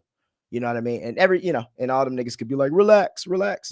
Best of luck to y'all. I really do hope y'all sell out that theater. I really do hope y'all have a great time. I really do hope people show up and support you.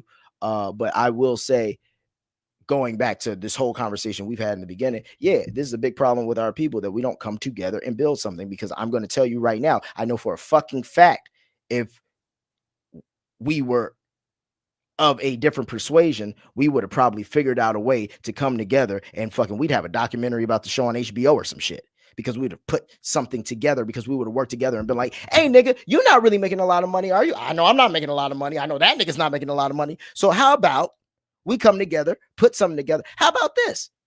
I always thought this was the dumbest shit ever. How the fuck somebody say you on the best series of television ever, and it's 4 kids, and the 4 of y'all don't ever write anything for y'all to be in together? It's literally the dumbest shit ever. But like, and mind you, and Jermaine's an incredible writer. If anybody could pull that off, I would definitely think he could pull it off. But my point I'm getting at is, this shit is so aggy that motherfuckers be so jaded off of the whole Wire experience, because no one's really had a good time. But then everybody, and then you say things like Jermaine doesn't want, and I'm not trying to come at Jermaine in any way, shape, or form. When he says like he doesn't want anything to do with The Wire. Yeah, he's just like, he doesn't want to have anything. He doesn't want to revisit.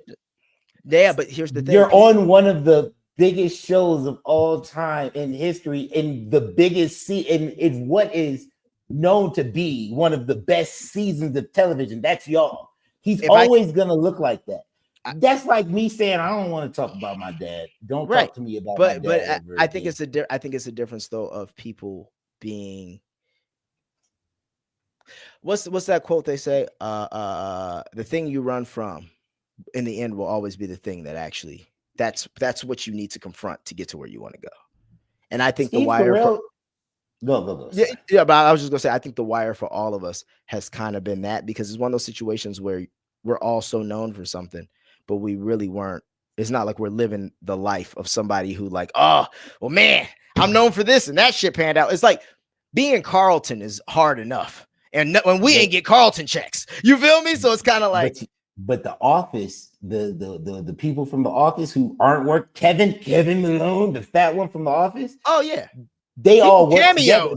They still do all this shit together. Steve Carell will still pop up on them and help them with a little thing or do a little drop for them or everything like that. They all work together. And what that show looked like, and what our show looked like. Back to what I said in my tweet. That's the problem. That is why most of us, including myself, are not working. That is why, because you know what? We don't even hype each other up. I guarantee you, if we all were to support each other in the way that we were supposed to support each other, all of us will have a little fire under our ass and people will be trying to cast us for shit. But that's never been the case. And the way it's going, it's very clear that will never be the case. So that's why you're going to have one reunion episode probably until maybe 25 years. We'll see how that goes for me. And then as far as, what Trey got going over there, that you're going to have the old school classics tour. And that's what that's going to be. And it sucks because there's not going to be any kind of crossover where we can help each other build whatever each other want to build and then sharing the profits all together as we should. Because you know who didn't share us in the profits? Fucking HBO. You know who didn't really share us in the profits? The people who created that show. But you want to know something? We can't figure it out for ourselves either. So best of luck.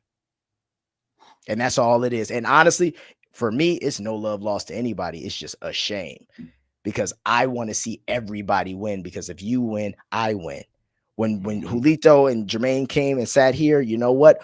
Everybody won. Everybody won out of that situation. I was so happy. Like that episode made me so happy. And everybody not only made me so happy, it made everybody so happy. Not y'all, the people, the public.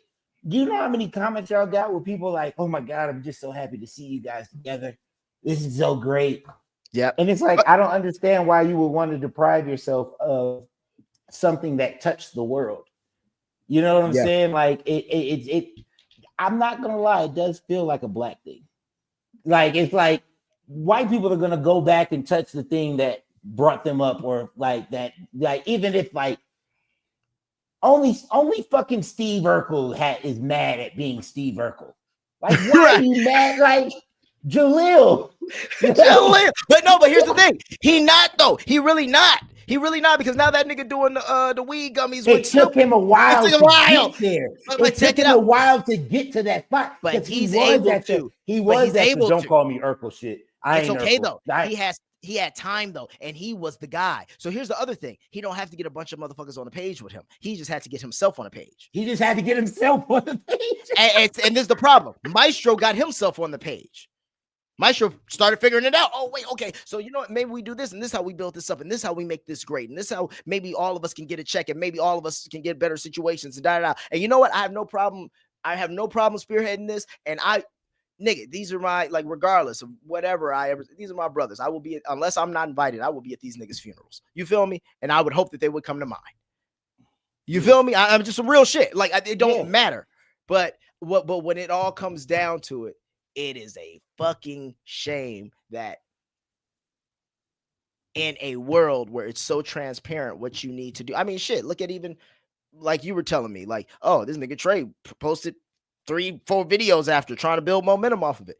Hey, as much as I might not be the biggest fan of the guy, he gets it. He gets it. If we're being fully transparent, I'm gonna have Taliso on next week, but I was hoping to get like Taliso and Jermaine on. So you can have Kennard, Doogie, we discuss whatever the fuck. Don't really want to touch on that. So there's nothing I can do. And this is also why, if I'm really being honest, this is why I never, even as a producer, I never tried to build no artist. I never tried to be in no group. I never tried to, you know why? Because when you do that, it's like everybody's not gonna see the finish line the same way you see it. And then as a man, I have to learn to respect that. So when I was in college, I was doing artist management, right? So I actually built a studio in my dorm room. I had Ableton, I had Pro Tools, and I had niggas just coming to my dorm room. I was at Morehouse. We had Metro Boomin was there. Goddamn P. Some rappers that are like working now, they went to Morehouse. They would come through and da-da-da. I was managing this one artist, and I let him stay in my house. I let him stay in my dorm room. He wasn't going to college, but he was living in my dorm room. I let him record it all. Whenever you want to record. This motherfucker lost a hat. And he tried to fight me because he thought I stole his hat. And I said, what do you mean? He was like, nah, bro. My mom gave me that hat. I'm not fucking with you if you won't find my hat. I said, who the fuck do you think? I'm helping you. Are you? You live with me for free. You're having a college experience for free. You think I took your hat, you fucking psychopath? And I realized I was doing everything, and you will always get blamed for shit, but no reward. Yep. Nobody ever said thank you. Nobody ever said, it was just like I was supposed to spend thousands of dollars on studio equipment for them. Yeah. Like I was supposed to do that shit for them. And from there, I'm like, I'm not working with people, unreasonable people. I'm not working. I didn't want to work with people. Like, I was like, these niggas is crazy. It is a lot. That's why I've never even tried to, even on the film side, why I've never tried to make a film project or do anything like that. It's too many people. I always like music because I could produce myself. I could write myself. I could sing myself. This is why. Now, don't get me wrong. If what they say in Mufasa, if you want to go fast, go alone. If you want to go far, go together. And you want to know something? Niggas could go very far if we went together. But you want to know what? Everybody want to go fast. So all I'm gonna say is best of luck. Y'all niggas keep running, because I'm gonna tell you, at the rate it's going for all of us, it's gonna be a long fucking marathon. Nigga. But best of luck, and I hope you wishing me the best of luck too, because I'm gonna figure this shit out. You're gonna figure it out. Yeah. I also produced films, like movies. Worst experiences of my life. Yes, I know. The absolute worst experiences of my life. You know, the movie that I did with Marshawn Lynch and Nina, me and Nate didn't even get paid. Like, we made sure all the money went into shooting, went into putting everybody up, went into all the different departments. And the entire time, like, I had DPs yelling at me about shit. And I'm like, bro, we're shooting a movie in the middle of COVID. We don't know what's going on. This is my first film I've ever produced.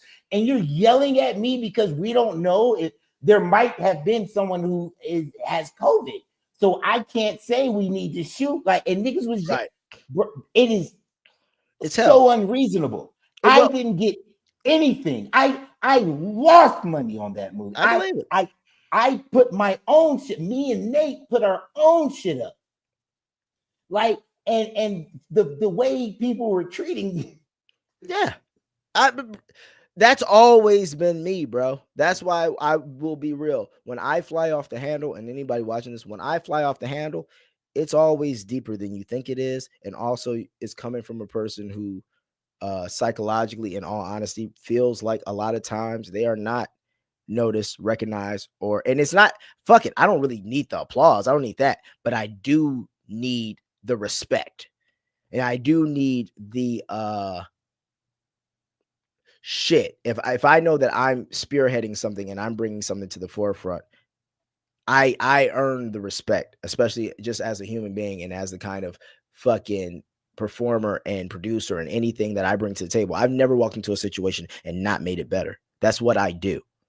That is my skill. Like, no bullshit. If I don't know all my skills, I think I'm a good conversationalist. I think I'm this and that. No. But one thing I do know is if you ask me to help you with anything that I have a skill in, I make it better. And that is undebatable. And I've proven it time and time again. So to not get respected by that, by people who I don't feel have the same skill, who I would also like to see win, in all honesty, but they choose to take a back end route to doing it. Yeah, I have that I will always have a problem with. And yeah, and that, I mean, that's all that was. And once again, last I'm gonna say about it, because it's been seen, the tweet's up, people can read what I'm saying, and it seems over 500 people agree with what the fuck I'm saying, because it's true. It's a lot of fantastic actors, a lot of talented people who were on that show, who, because of lack of understanding the internet, lack of working together, lack of due diligence, a lot of these people have had to go get regular jobs, have had to not really be in the industry to the capacity that they should be. And I personally think that's extremely unfair for how talented a lot of these people are. But HBO is not going to do it. And then you're going to have these pot shot, whatever things, where I'm sure the person who's putting it together is really finessing them all out of a lot of money. I'm sure none of those people have actually talked to the person booking that event.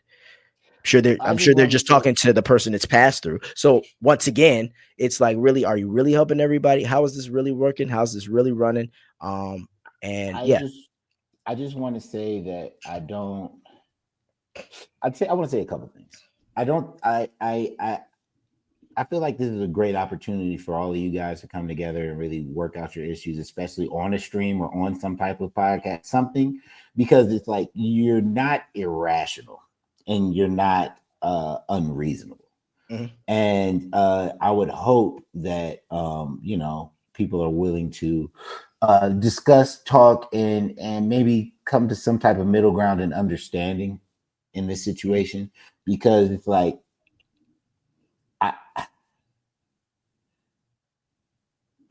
you guys can some's got to give, and I really think that this is just me talking to everyone in this situation, just being a third party, right? Trying to just be a middle ground. Like, guys, it would be fucking brilliant if you guys came together and talked about this. Like, it would be fucking great if you guys talked about this. I think that's what makes sense. I know you did lash out, and I'm not gonna say you did. You did lash out. Yeah, 100%. And you did. It was an emotional statement. I think it was warranted, but you did lash out, and I think they also were wrong.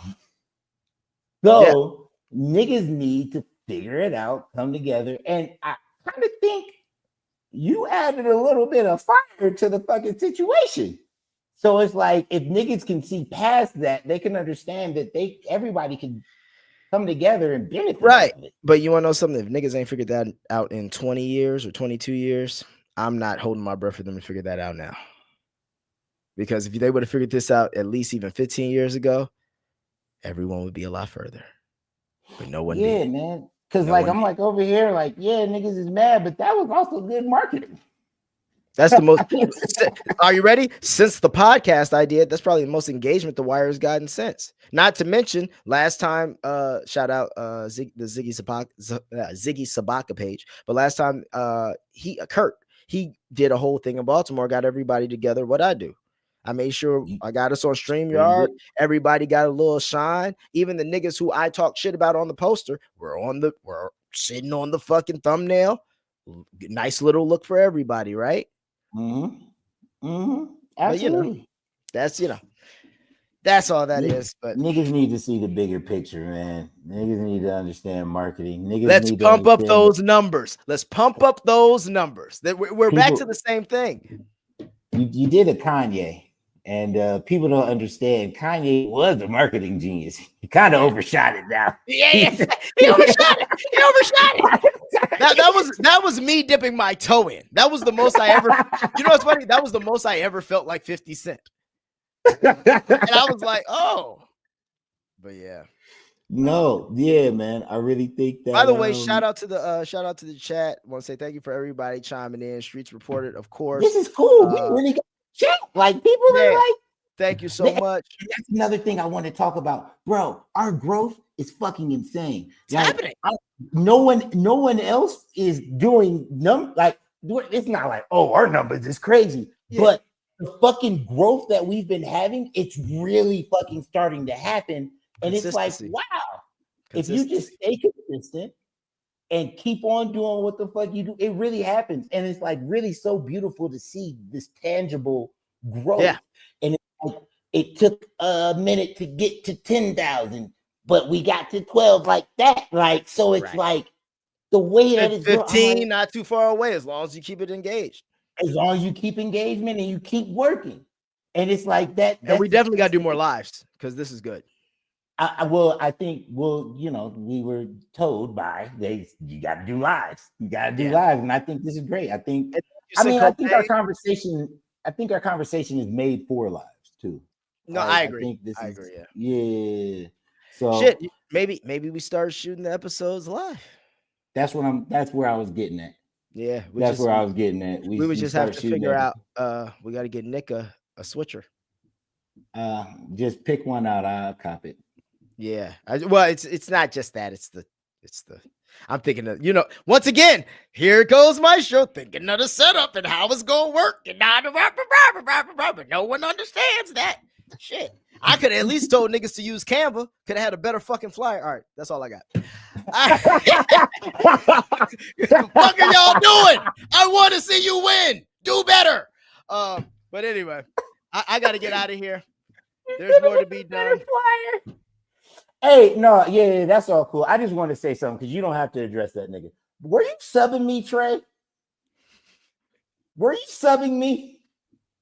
Because you fucking started talking about you posted about 4 things about my nigga. And then right after you posted a video of you working out playing the OJs. And I'm like, you be slick, my nigga. What do you mean by that? Because I'm fine with smoke. If it's not smoke, that's cool. But if it is, I'm cool if it is. Like, who are you? Or who are you?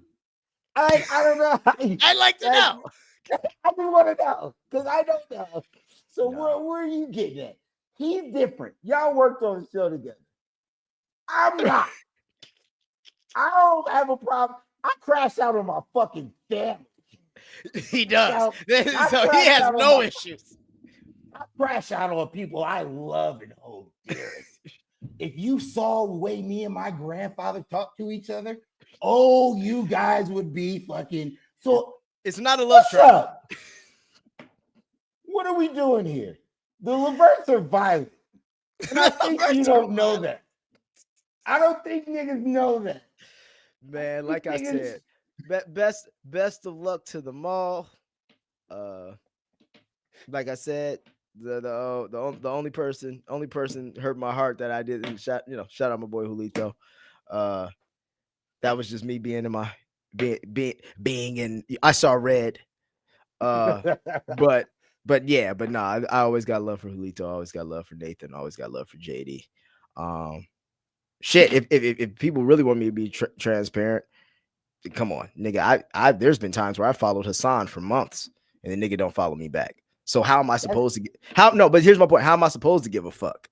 You feel me? Like, it's certain kinds of things. You know how many of these niggas I've hit up to do interviews and they either seen this shit or they just act like they ain't got the time. So like realistically, it's a lot deeper than people realize. Like there isn't much camaraderie between. There's camaraderie between certain niggas. The ones from New York, they got their little camaraderie, but it's not.